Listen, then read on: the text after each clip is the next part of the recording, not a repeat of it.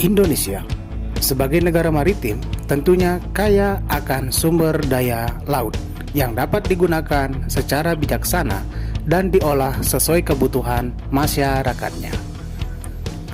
Luas laut Indonesia sendiri mencakup 2/3 dari seluruh luas daratan Indonesia, yakni sekitar 5,8 juta kilometer persegi.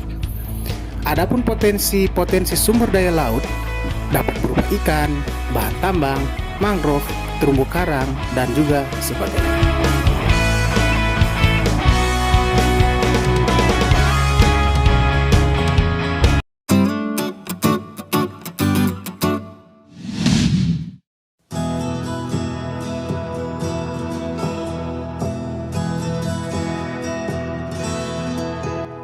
Menurut Food and Agriculture Organization atau FAO, potensi lestari sumber daya perikanan tangkap laut Indonesia mencapai sekitar 6,5 juta ton per tahun dengan tingkat pemanfaatan mencapai 5,71 ton per tahun.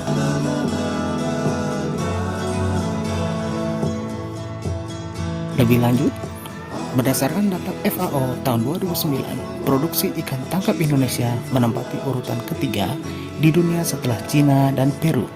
Sedangkan produksi ikan budidaya Indonesia menempati urutan keempat setelah Cina, India, dan Vietnam.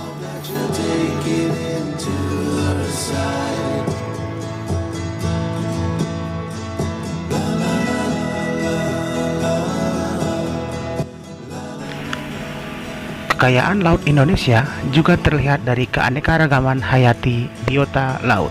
Laut Indonesia memiliki 8.500 spesies ikan, 555 spesies rumput laut, dan 950 spesies biota terumbu karang. Olehnya itu, Indonesia adalah negara dengan keanekaragaman hayati laut terbesar di dunia, atau yang dikenal juga dengan Marine Mega Biodiversity.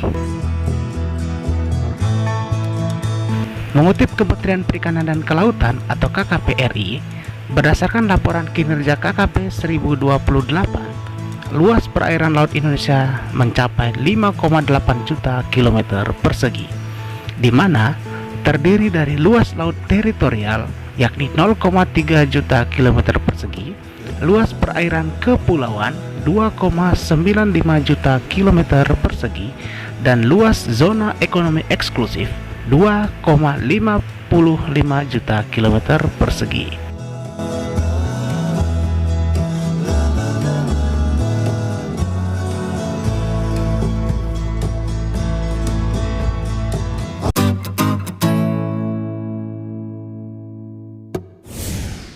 Potensi lestari sumber daya ikan laut Indonesia diperkirakan sebesar 12,54 juta ton per tahun yang tersebar di perairan wilayah Indonesia dan perairan ZEE. Luas terumbu karang milik Indonesia yang sudah terpetakan mencapai 25.000 km persegi. Tetapi terumbu karang dalam kondisi sangat baik hanya mencapai 5,3%, kondisi baik 27,18%, cukup baik 37,25%, dan kurang baik 30,45%.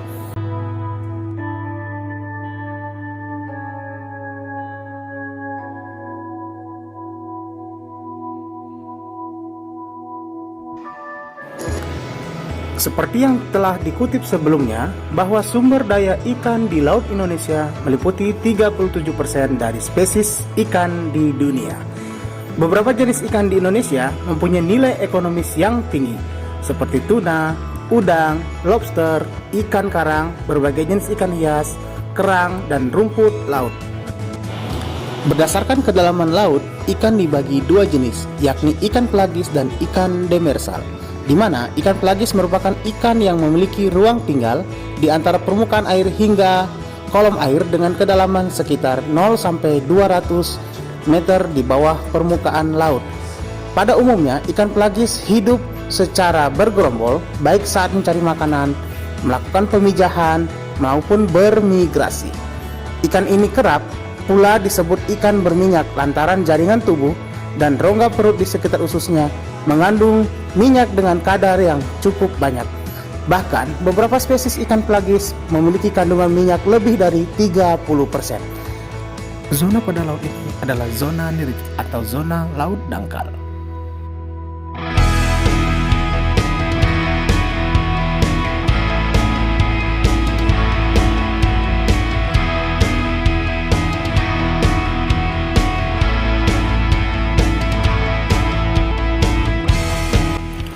Berdasarkan postur tubuhnya, ikan pelagis terdiri dari dua macam ikan, yakni ikan pelagis besar dan ikan pelagis kecil, di mana ikan pelagis besar biasanya hidup di perairan dekat terumbu karang atau tubiran yang mempunyai arus hangat dekat wilayah perairan pantai. Beberapa di antaranya juga senang berada di lautan terbuka yang memiliki suhu berubah-ubah. Contohnya ikan tongkol, ikan cakalang, ikan tuna.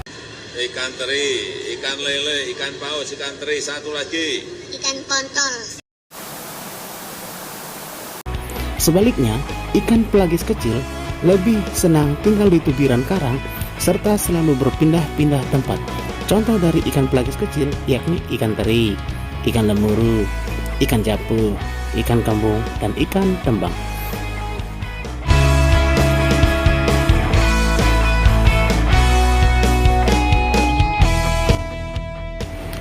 Sementara itu, ikan demersal rupanya berasal dari bahasa Latin, yakni demergere yang berarti tenggelam.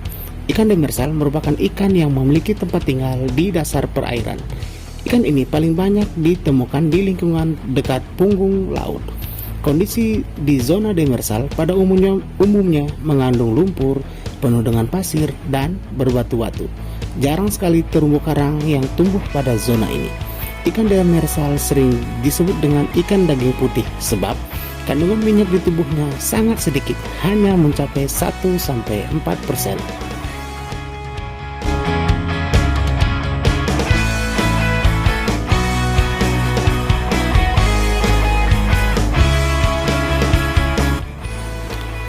Sama halnya seperti ikan pelagis, ikan demersal juga dibedakan menjadi dua jenis menurut tempat tinggalnya, yakni ikan demersal bentik dan ikan demersal bentopelagik. Ikan demersal bentik menghabiskan sebagian besar hidupnya di dasar laut karena massa jenis yang dimilikinya lebih besar daripada massa jenis air laut, sehingga dirinya terus tenggelam. Misalnya ikan sebelah dan ikan hiu kepala martil. Berbeda dengan ikan demersal bentopelagik yang mempunyai kemampuan melayang di air, misalnya seperti ikan kakap merah, ikan kuniran, dan ikan bawal. Namun, faktanya ialah mayoritas ikan demersal termasuk ikan bentopelagik.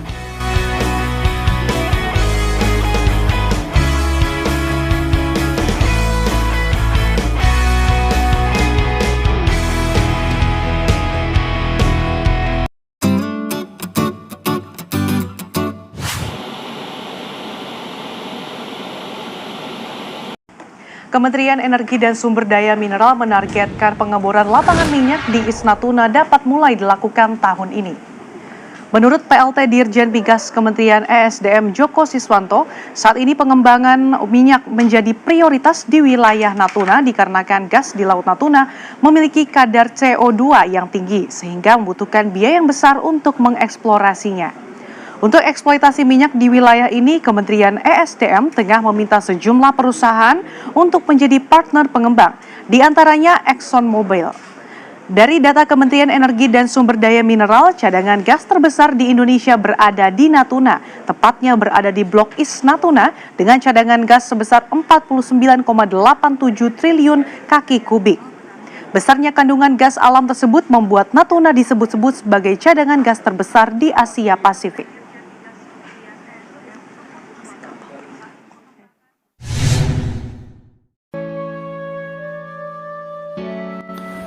Sumber daya non-hayati laut memiliki cakupan luas yang tersusun dari material abiotik di bawah laut, perairan dangkal, daratan pasang surut pantai, hingga sumber daya yang terkandung di dalam kerak bumi atau pelapisan sedimen dasar laut.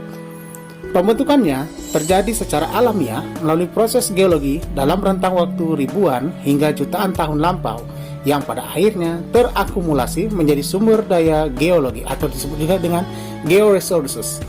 Contoh sumber daya non-hayati laut tersebut adalah gunung api bawah laut, aktivitas hidrotermal bawah laut, mineralisasi cerobong dasar laut, serta keragaman geologi atau geodiversitas dari berbagai formasi batuan, kerak benua dan dasar samudra yang saat sekarang tersingkap di permukaan laut dangkal bahkan di daratan pantai. Fenomena ditemukannya batuan berfasis laut di permukaan atau daratan menunjukkan bukti ilmiah kejadian geologi masa lampau sebagai kunci untuk pengungkapan kondisi tektonik aktif yang terjadi di masa sekarang. Fenomena ini memiliki pola geologi tertentu. Tidak semua kawasan perairan di dunia diperoleh atau ditemukan geodiversitas alamnya. Namun, sebagian besar wilayah laut dan kepulauan Indonesia memiliki hal tersebut, sehingga melengkapi keragaman biota atau biodiversitas laut kita. Kenyataan ini menjadikan di beberapa tempat pada wilayah Indonesia akan diusulkan menjadi situs warisan dunia untuk dilestarikan bagi generasi sekarang dan mendatang.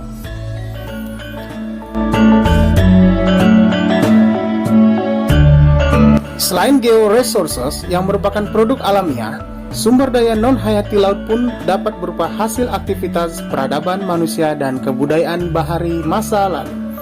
Kondisi perairan yang dinamis telah menjadikannya terawetkan sebagai arsip alam terkubur di dasar laut. Beberapa di antaranya telah diselimuti terumbu karang berinteraksi membentuk ekosistem bawah laut dengan karakteristik tersendiri. Arsip alam ini menjadi bagian dari sumber daya budaya bahari tangible yang lebih populer dengan sebutan sumber daya arkeologi maritim atau archaeoresources. Material budaya bahari yang berada di dasar laut ini umumnya terkumpul dalam suatu area situs kapal karam bersejarah dengan tinggalan bagian-bagian dari rangka kapalnya, muatan kargo kapal yang ikut terkumpul di dalamnya atau tersebar pada lingkungan perairan di sekitarnya. Jejak historis ini menjadi menarik sebagai objek riset kelautan dalam mengungkap kondisi dinamika perairan di masa lalu dan hubungannya dengan sejarah kemaritiman bangsa, serta bisa dimanfaatkan untuk objek wisata selam bagi peningkatan pendapatan masyarakat sekaligus menjaga kelestariannya. Hal ini pula juga sering dikaitkan dengan Indonesia adalah Atlantis yang hilang. Percaya atau tidak, itu silakan kalian diskusikan.